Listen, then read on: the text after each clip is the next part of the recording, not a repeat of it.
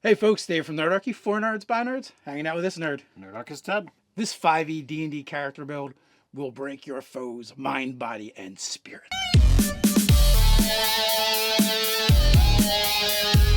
We're going to start this video by thanking our sponsor, D&D Beyond. Down in the description, you can find a link for D&D Beyond, as well as this character build will be on a shareable character sheet, so you'll be able to go over there and take a look and see what we actually built over there at D&D Beyond while we talk about it. All right, so we received a request, I believe it was through Facebook, to do something inspired here. Yeah, Roger Jones, he wanted us to do an Adventures League legal Dungeons and Dragons character build for a College of Whispers Bard multi-class with, the 5th edition Dungeons and Dragons Paladin. Well, the Paladin out of the Player's Handbook offers a handful of options, but since Adventure League allows us to go to +1, Xanathar's Guide to Everything gives us some new options to play with. Well, and not only that, we already have to go to that book. We need Xanathar's Guide to Everything because that's where we're going to find the College of Whispers Bard. So it only makes sense that we now have those available. Because initially in my thoughts was like, oh, we can only use one other thing. And I had in my brain that Adventures League wasn't going to let me use everything from that other book. Only one thing. And then I was like, no, dummy. You can actually use both the books. Because I was like, oh, it's going to have to be Oath of Vengeance, right? Because the other two just don't work. And then I believe it was either you or Doug or intern Jake that brought up, well, Conquest would probably be better. And that was even my initial thought then. I was like, oh, we can't. There's like rules and stuff. And then I just realized I was so wrong. So Xanathar's Guide to Everything it is for the character classes instead of using the Player's Handbook. Because we're going to get some really nice synergy between that Oath of Conquest as well as that College of Whispers. They're both kind of dark.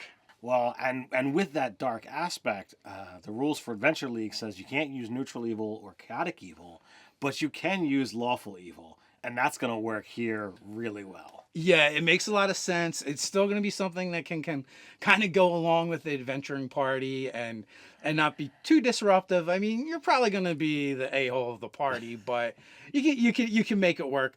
So we already know we know our classes are going to be Paladin. We know we're going to be using Bard. We know which of the subclasses we're going to use. College of Whispers as well as Oath of Conquest. So we have that part. But it also means we only have one place we can possibly go for our race now. So that means we're going to be stuck to the Player's Handbook because there are no races in Xanathar's. So we've got to stick to those core races.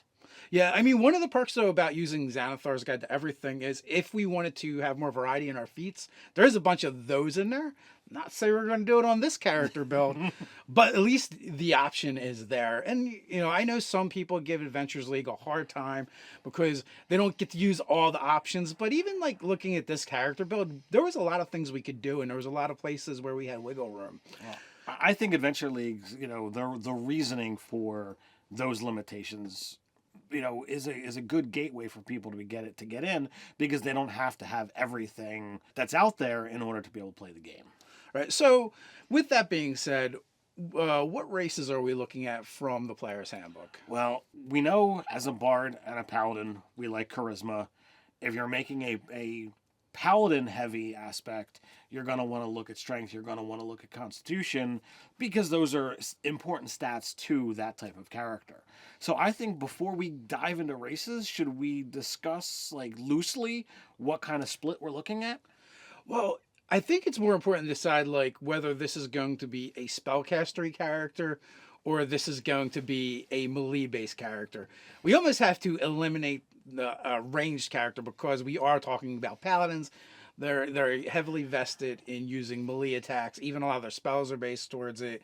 And even as a multi-class with Bard, which is a full caster, I think we're going to end up using a lot of those spells for smites anyway. I mean, it's nice to have the option, right? But so to me, it seems like we're going to probably go melee heavy.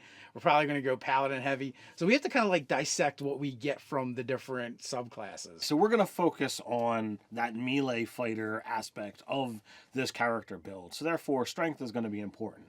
Well, if you want strength and you want charisma, the go-to is Dragonborn. Yeah, you're going to get both of them. You're going to get the breath weapon. You're going to get the resistance. So, those things are all kind of nice. I think for this type of character, it's also kind of thematic, like that cold reptilian conqueror. So, I wouldn't be opposed to that. If you go like with like a red subtype or a black subtype, both of them seem to me to have that dark evil. I'm just going to push my way through. I mean, the alignments don't completely line up with lawful evil, but the idea of conquest, the idea of obliterating your enemies, definitely fits those dragon types. Now, the other races from the Player's Handbook that you'd want to look at are half elf and human. Human is the most versatile. You get those 2+1s where you can put anywhere if you're using the variant. And then you also get a feat. Choose wisely on your feat. Then half elf, you got a +2 to charisma. You could put your +1 into strength and your other +1 into constitution, getting a bump to all three of the important stats for this particular character build. You get the skill versatility. There's a lot of oomph going with the half elf. Yeah, I mean, the half elf is hard to beat because it is one of the two races in the Player's Handbook for 5e D&D that actually gets 4 to their stats. Only the non-variant human gets more bonuses to their stats. And I don't know that they're particularly useful. You also have the Mountain Dwarf gets 2+2s, but the half elf really does have versatility of its stats and gets the most, and they get some other stuff too. So it really is, if you're talking about playing a paladin or a bard, it's really hard to go anywhere else. It's true. Now, as an honorable mention, I will throw out there Tiefling. Flavor-wise, for this type of character, it fits really well. It's got Tiefling is a dark race. At its core, being born of demons and devils. Yeah, I kind of like that. But its bonus to intelligence just isn't really fitting with this particular build. It's not going to be nearly as useful. Honestly, if I wanted to play a Tiefling Paladin, more than likely I would go to Mordenkainen's Tome of Foes for the variant where you can get a bonus to Charisma and Strength. I believe it's Zerial is the path that you would go there. But unfortunately, that's not going to work because that would be Player's Handbook +2. And we don't have that flexibility. All right. So if you really want the feat, and you've got a good idea for what feats, human is your prime choice. If you want good flavor, I think Dragonborn is your choice. Mechanically, I think half elf is your best choice. And also too, like if you just want to build for role playing reasons and you're not as worried mechanically about optimization, then you can throw a Tiefling back in the mix as well. Right. And if you're not playing Adventures League, also you can easily throw Tiefling back in. But since we asked for a build that's specific to that, then it's going to be one of those three, and of those three, half elf is definitely the strongest. All right, we have our class picks, we have our race picks. We got to go to background. Background. So we threw out 3 different ideas for background. All right. Well, if we're gonna be conquest, we're gonna be out there fighting. Your go-to right off the bat was soldier. Yeah, soldier. It just screams that this character, their personality just screams military, screams soldier. My go-to when we started workshopping this build off air was like, all right, I like bards, I like getting into political stuff. I think noble would be a strong choice because it's like, well, I'm already better than you because I'm a noble, so now I'm going to shove it down your throat and take over whatever I want. I've already got privilege. That is true. Now I'm like that is kind of like how you want to build the character, what kind of role playing you're going to do. I actually don't see this character as being subtle, right? I see them as being more aggressive in your face. Like you said, they're not only do they think they're better than you, they know they're better than you, and they just take what they want, and they just command. So I don't see them doing much politicking. Like their politicking literally is, you will do what I say, how I say it, and when I say it, or I will destroy you. Their politics are intimidation and smite. Matter of fact, their politics are literally go back to the Oath of Conquest and read that. That's what their politics is. All right, but off air, intern Jake threw out a spectacular idea for a background, and that was Urchin. And he's like, imagine this character, having crawled up from nowhere, a no one. Yeah, he did some time, in the service, so he was technically a soldier, but the core of his being was that urchin. and he fought and earned every little inch of what he's gotten, and now is like, all right, well, I've made it to here. What else can I take? What else can I get? And I just think that's a really cool concept that fits really well with what these two classes are offering. No, I totally agree. I mean, you can just in the backstory put something in there that he was scooped up, recruited, conscripted, whatever, early on, into a more military lifestyle, and that's what really kind of made him or her what they are today. In addition to that, how they grew up on the streets, which made them tough.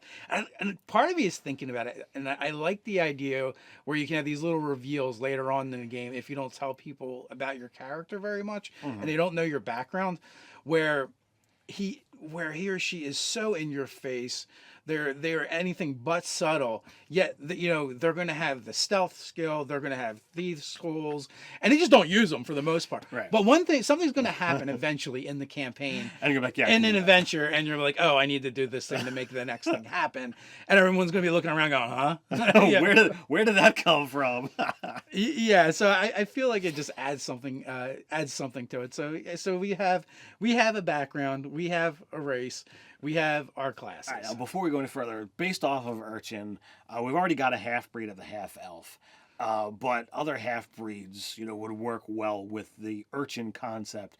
And if you went with half orc because you're not as concerned about the mechanics or the prime stats and that kind of stuff, a half orc Urchin works well thematically with this as well. All right, so now we have to dive into the actual class split itself. We've already talked about that we want to get into the meat of the melee aspect, and we're not going Bard of Valor out of the Player's Handbook.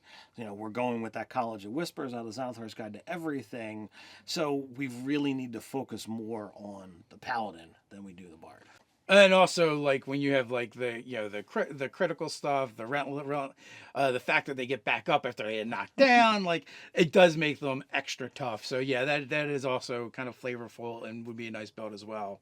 Right. So the ideal split when I was looking at this was probably about 15 levels of Paladin.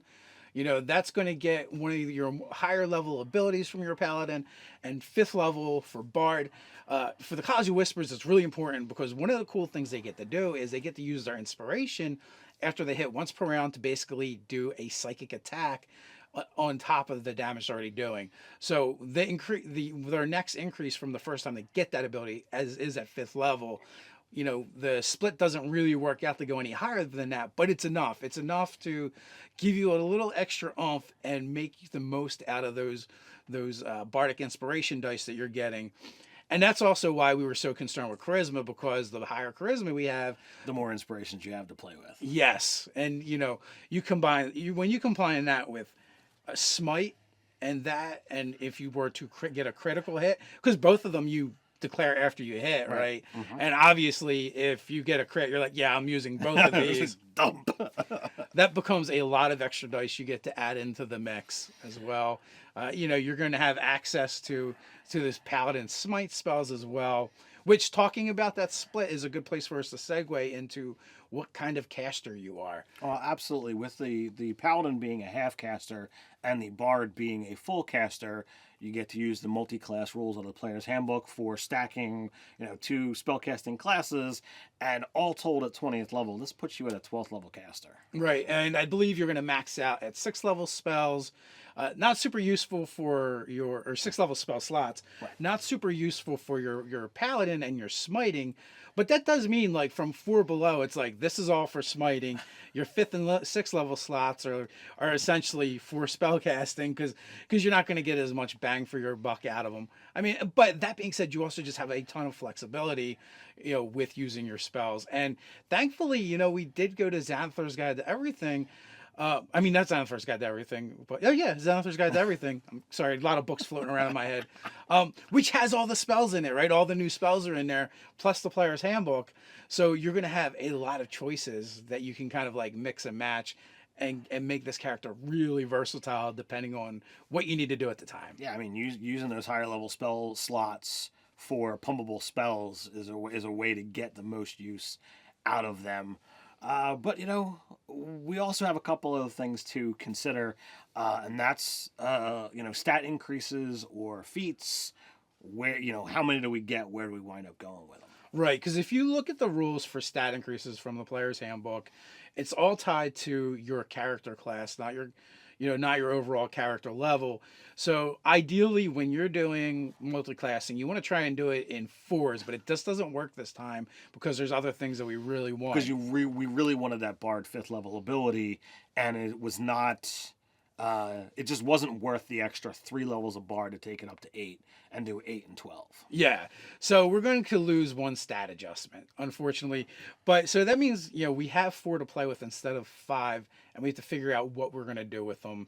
There's a couple of feats that I think we would be interested in grabbing. Well, I think most paladins that are out there are using a big weapon, and they're going with Great Weapon Master just because it's necessary.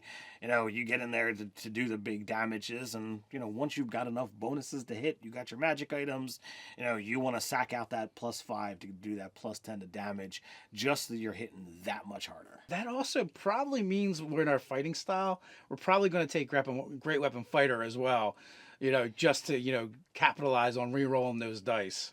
Now, you brought up pre-video a really great one that is thematic and would be a lot of fun to play, and that's going to be Inspiring Leader. And I took it a little bit step further, where it's like, all right, this kind of, you already mentioned that this guy is kind of an a-hole character. So if you were to make a list while you're playing, every time that somebody missed with an attack or did something foolish, and when you decide you're going to give your speech, you're just listing off this list of criticisms of, oh, make sure you don't do this next time, get your head in the game, do this. And like, you're kind of bullying and intimidating the other characters. And then when it's all over, it's like, all right, temporary hit points for everybody. Go. Yeah, I gotta love that idea. And I was also thinking of like movies like Full Metal Jacket, or even like, characters like Sergeant Slaughter. And, come on, you maggots! Yeah, so I think you can have a lot of fun with it. It's it's going to be a useful ability. I mean, with this character, we're talking about having towards the end either an 18 or a 20 charisma. So you're going to be able to use that fully, and it's just fun, and it's going to be something that can be helpful to the party. And it's like, oh, he's just totally tearing us down, but the temporary hit points are so good. So I think that kind of wraps things up. You can let us know what you happen to think of this particular 5th edition character build down in the comments below. While you're down there, don't forget to like, share, and subscribe. So remember, you can also get this book digitally from D&D Beyond, or maybe you don't want the whole book. You only want the subclasses or the pieces that you want, and so you can purchase it a la carte. There is a link in the description for that as well. So until next time, stay nerdy.